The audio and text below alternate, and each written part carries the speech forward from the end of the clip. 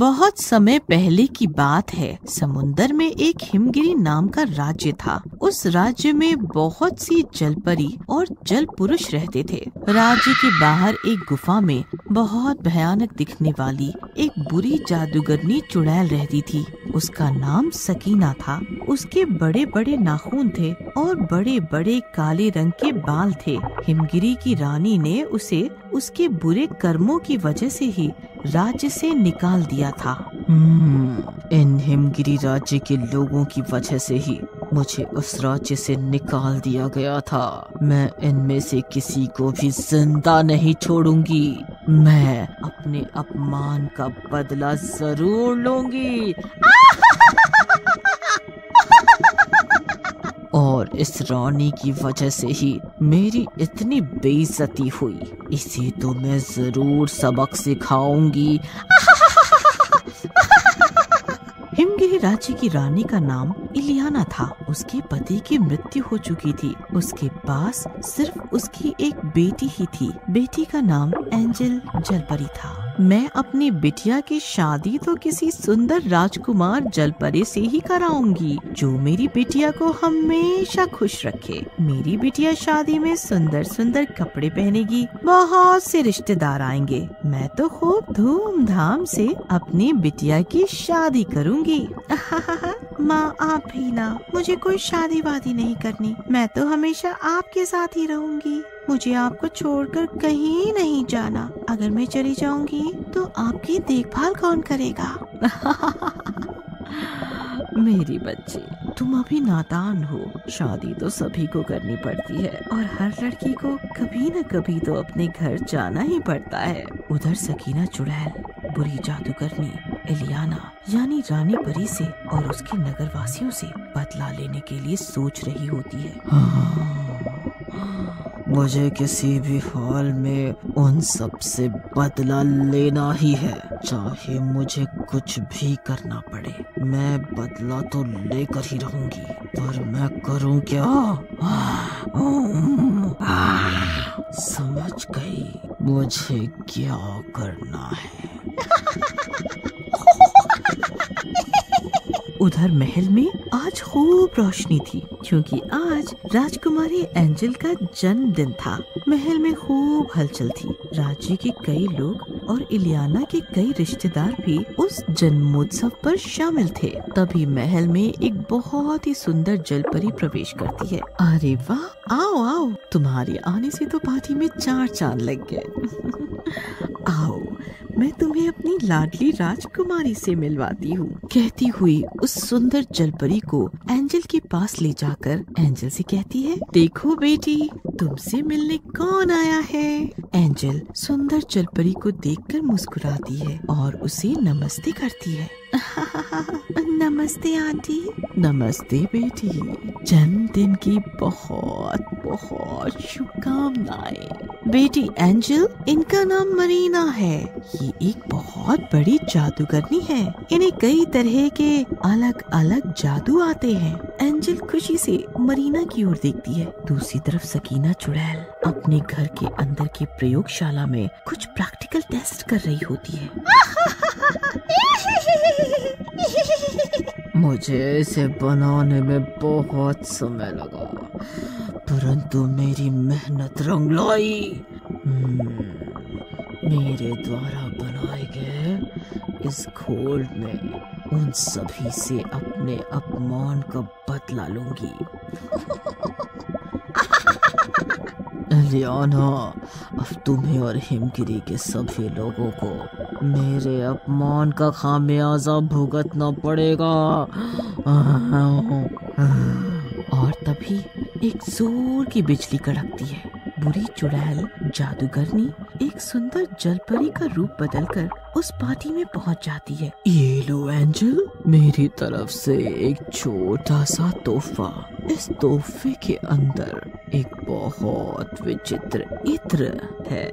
इस इत्र को तुम रात को सोते समय चुपचाप लगा लेना। इस जादुई इत्र को रात को लगाने से तुम और ज्यादा सुंदर हो जाओगी। तोहफा देकर सकीना जल्दी से अपने असली रूप में आकर वहाँ से निकल जाती है और वापस अपने घर आ जाती है।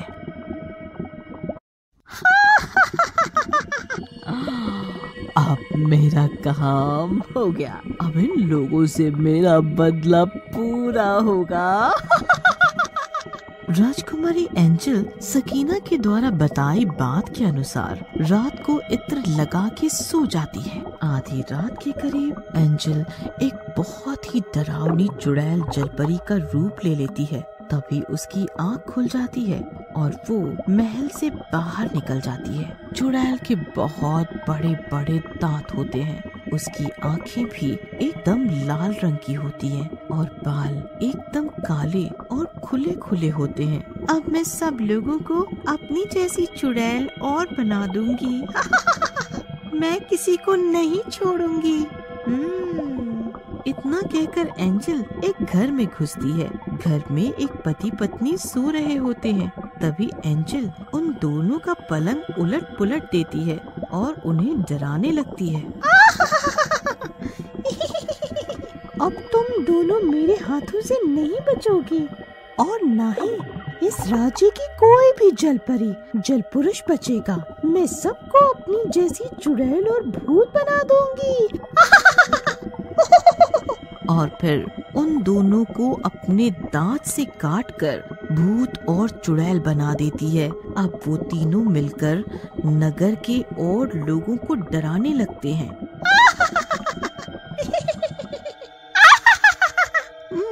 तुम नगर वासियों को हमसे कोई नहीं बचा सकता। अब तुम सबको भी मेरी तरह ही बनना होगा। सारे नगर में अफरा तफरी मच जाती है। सभी नगरवासी अपनी जान बचाकर महल की ओर भागने लगते हैं।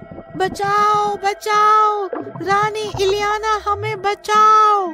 शोर शराबा सुनकर अचानक से रानी की आंख खुल जाती है और जल्दी से वो अपने कक्ष से निकलकर दरबार में पहुंचती है। क्या हुआ तुम सबको?